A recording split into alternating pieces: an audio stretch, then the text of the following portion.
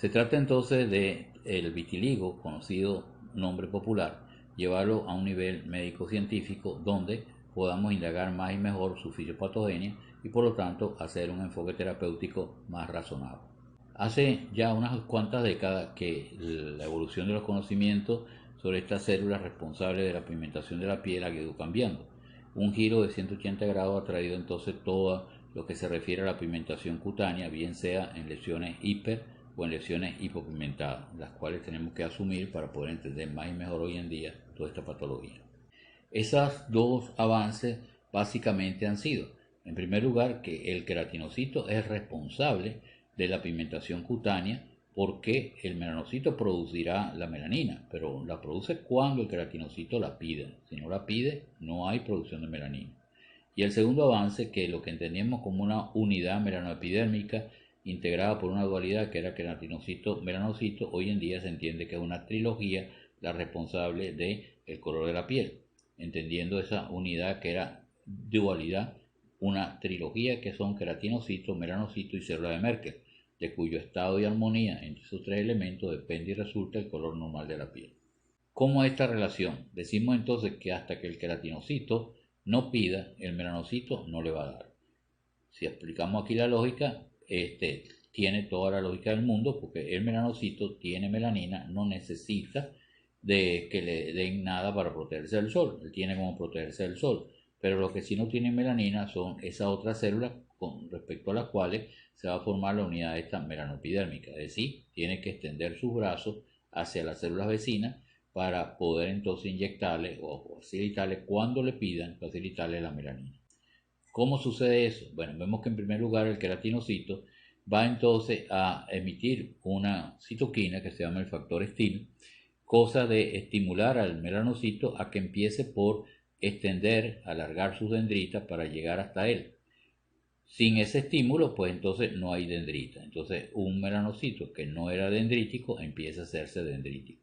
En segundo lugar, que esas dendritas van a ser la vía por la cual van a llegar los melanosomas. Por lo tanto, que empiece a producir melanosomas cargados de melanina para que viajando a lo largo de la dendrita por fin lleguen a su extremo apical donde va a poder facilitarse el queratinocito. Por otra, el queratinocito entonces ya cuando le llegue allí el melanosoma dentro de la prolongación del melanocito, va entonces a colaborar por un mecanismo de fagocitosis de este extremo para poder ingresar los melanosomas a su citoplasma. No solamente se va a quedar allí, sino que tiene que entonces abrir esos melanosomas para espolvorear, si se quiere decir, su propio núcleo, es decir, todo el área alrededor del núcleo, lo que se llama el pericardio, de melanina, y así queda protegido el núcleo de quien no producía protector solar, como era en este caso el queratinocito. Por otra parte, le es tan necesario al queratinocito la presencia del melanocito que hasta produce queratocitoquinas como la NT3 y la NGF que van a prolongar la vida del melanocito, evitando su apoptosis temprana, puesto que necesita la presencia del melanocito. Vemos entonces que la segunda parte es entonces la modificación que han detectado de que no son entonces una dualidad, la unidad melanoepidérmica, sino que es una trilogía, lo cual nos vuelve a la célula de Merkel también muy interesante, porque pocas cosas se saben de la célula de Merkel y nunca han hablado ni han tratado de indagar con qué se protege la célula de Merkel del sol, porque ella ni produce queratina como hace el queratinocito para protegerse del sol, ni produce melanina como hace el melanocito. Por lo tanto, también entonces cuando venga el reparto de melanina, también al célula de Merkel tiene que tocarle y también el célula de Merkel tiene que tener la posibilidad de pedirle al melanocito que se acuerde de ella y le mande por lo tanto melanina también. Vemos entonces allí trabajando eso, el melanocito, entonces la célula va a ser la encargada de producir la melanina y aportársela al queratinocito solo cuando éste la solicite. Y la unidad melanoepidérmica es una triada, es una relación entonces de 1 a 36, pero metiendo en esos 36 queratinocitos y también células de Merkel.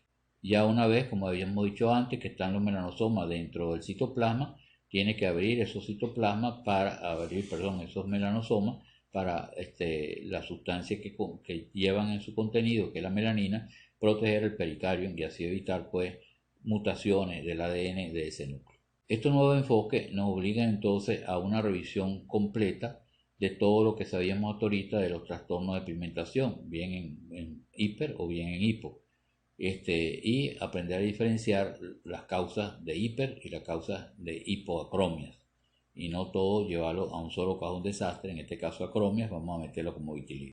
Aquí vemos entonces que aparte de eso se ha encontrado que en algunos pacientes, cuando recién le comienza esto que denomina el pueblo vitiligo, se hace biopsia de esa zona, en algunos de ellos se consigue una proliferación de infiltrados de linfocitos importante.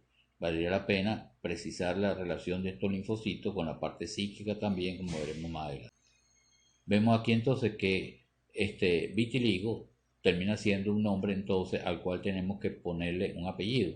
Es decir, no podemos decir como médicos, sino acromia adquirida de etiología a precisar. Y ir averiguando cómo está trabajando la trilogía responsable de esa coloración. O sea, quién de estos tres es el que está defectuoso allí, ¿verdad? Todo ello cambia entonces el enfoque y obliga entonces a una nueva orientación de todos los que son los trastornos de pigmentación. Por lo tanto, es válido aquella pregunta de qué hay detrás de un vitiligo. Vemos que detrás de un vitiligo puede haber o un supuesto vitiligo, una acromia, puede ser un nevo acrómico lineal congénito. Muchas de estas cosas entonces lo llaman hoy en día vitiligo congénito. No existe vitiligo congénito, es nevo acrómico lineal congénito. Otros hablan de la lepra indeterminada, también tiene acromia, pero no vamos a manejarlo como manejaríamos un dichoso vitiligo. El albinismo, sabemos que no es problema de que el melanocito está fallando, sino que el problema es que no produce melanina, pero falla en los melanosomas. Entonces, por juego enzimático allí, genéticamente determinado. Ahí estaríamos hablando de un albinismo. Otras veces, sustancias puestas sobre la piel pueden tumbar el color normal de la piel transitoriamente, como es los contactantes que hemos dicho de las gomas y otros cuantos productos que ya vamos a analizar más adelante. En el albinismo, pues la falta entonces de melanina en estos pacientes lo lleva a trastornos. Entonces no solamente hemos visto que los melanocitos los necesita la piel, también los necesitan los ojos y pueden ser entonces lo que se llama el albinismo oculocutáneo, donde hay una gran fotosensibilidad. Otra causa pues, de acromia son entonces acromias residuales a proceso inflamatorio. Si este niño empezó con un proceso inflamatorio reactivo, quizás a los productos que tiene ahí la goma del interior o la tela, el acrílico de la ropa interior, pues entonces cuando desaparezca esa inflamación, pues queda un proceso de acromia, pero una acromia residual. Ahí podemos ver otros casos similares de acromia residual. Acromias residuales, para ilustrar pues lo que estamos diciendo. Aquí acromia residual, donde el contacto con la media y los colorantes y las cosas que tenga la prenda de vestir, pues puede ocasionar también pérdida transitoria del color de la piel en esa zona, o los llamados entonces detergentes blanqueadores ópticos. Es importante ver cosas que se asocian y que nos puede llevar a que frente a un paciente viene a consultar por un dichoso vitiligo, y a lo mejor él tiene en la espalda un nebu que no se ha dado cuenta, pero la tiene en la espalda, de que está haciendo un halo perinébico. Ese halo perinébico puede ser que el nebu haya tenido, como vemos el que está en la foto, una alteración ya de lo que se sabe pues que es importante, cambio en el tamaño, cambio en la forma, pero aparte de eso se le está agregando otra modificación, que es la modificación de ese halo perinébico vitiligoide que está haciendo, que se llama leucoderma quisitocentrífico o vitiligo perinébico. Todo eso nos está diciendo que ahí hay una reacción inmunológica contra las células que conforman a ese nebu. Por lo tanto, algo está pasando en ese nebu. Se hacen anticuerpos contra ese nebu y por eso la gran cantidad de los nebus de Sutton terminan desapareciendo y se quedan en una actitud contemplativa.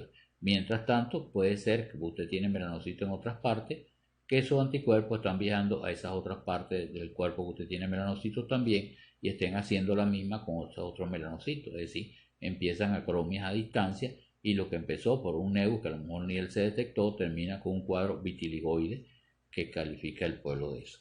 Vemos entonces en estos casos como en este niño que empezó un pequeño nebu retroauricular, entonces no solamente hace pérdida del pigmento de piel, sino también de los pelos del cabello, perdón. Entonces, donde también hace lo que se llama una poliosis, o sea, esa canicie prematura. En el mismo caso, y aquí tenemos entonces una joven, lo mismo, empezó con un nevo de Sutton, ya en la vecindad está haciendo áreas vitiligoides y después área vitiligoide también en la cara y en todas esas otras zonas. Este caso es muy importante porque después de más de 45 años de ver niños y seguir nevus melanocíticos congénitos, este es el único del cual he visto que se ha terminado constituyendo un melanoma. Eso nos baja un poco el temor pues, frente a los nevus melanocíticos y su conversión en melanoma maligno. Sin embargo, hay que tener presente, si un nevus de esto empieza a ser a los de Sutton, es una alerta que hay que tener aquí sobre qué está pasando allí, ¿verdad? Entonces, en este paciente, como estamos viendo, allí en el área superior hizo entonces esa modificación que ameritó extirpación y resultó un melanoma allí. Frente a ese melanoma, terminó ganando el melanoma y el niño murió pues por todo eso. Vean que hizo poliosis en el cuero cabelludo e hizo entonces acromia en distintas partes. Recordar entonces que los melanocitos no solamente son para proteger del sol y viajar a la piel nada más, sino que cuando se forman también viajan a distintos sitios como el oído, donde van a cumplir no una función de protección solar porque a nadie le da a nivel de oído medio coclear, entonces, pero sí va a necesitarlo para el efecto de audición.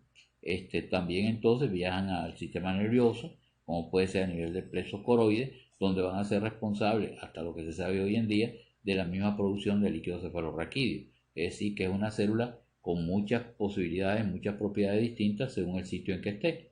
Decíamos que también viajaban al ojo y por lo tanto no es raro conseguir discromia asociadas a veces incluso a sordera, que es lo que se llama entonces en estos casos un piebaldismo, o sea, un albinismo parcial, y al síndrome de Wandenburg, que es entonces eso, discromia, hay acromia en otras partes del cuerpo y hay sordera unilateral. Aquí un caso entonces precisamente de un albinismo parcial o piebaldismo, con todo lo que hemos dicho anteriormente, y fíjense que no es solamente que hace áreas de acromia, sino que ya a nivel del glúteo podemos ver que hay un área más bien hiperpigmentada.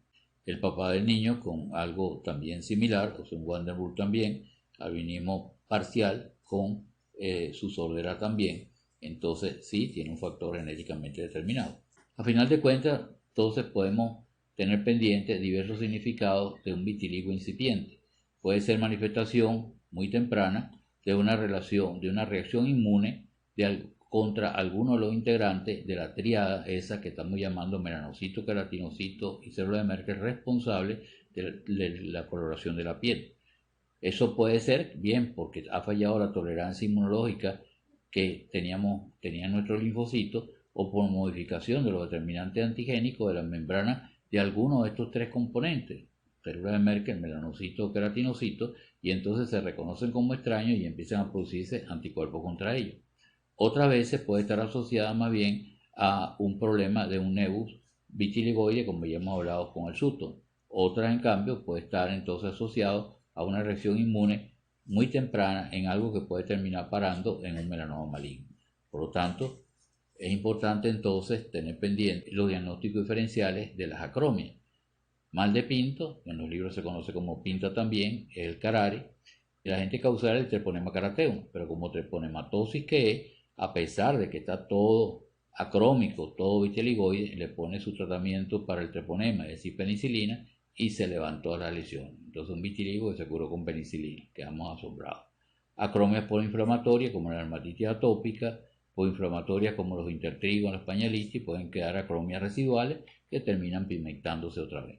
O las acromias que vemos entonces asociadas a una lepra indeterminada, o a contacto entonces con químicos textiles, con químicos fotográficos, con tratantes de las gomas, con blanqueadores ópticos comerciales de los detergentes, por acromias por somatización, es decir, psicodinámica, acromias asociadas a nevus de Sutton, acromias asociadas incluso a tiroiditis, como la tiroiditis de Hashimoto.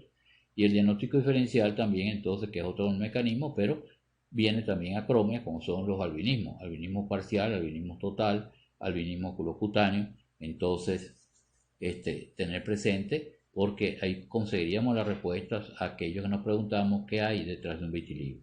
Quiere decir que entonces no es entonces hacer como hace el pueblo, porque es una imitación, un conocimiento, sino indagar cuál es la causa de esa acromia y dónde está para poder entonces hacer un tratamiento específico a la patología que tengamos por delante. Como vemos allí en la foto, hay acromias de que son piebaldismo, hay otras que pueden ser pitiriasis alba, hay otras que pueden ser más bien un problema de un Hansen, una lepra, contacto por goma, tiroiditis o problemas psicodinámicos o un susto que está por allí. Como vemos, muchas gracias por la atención prestada.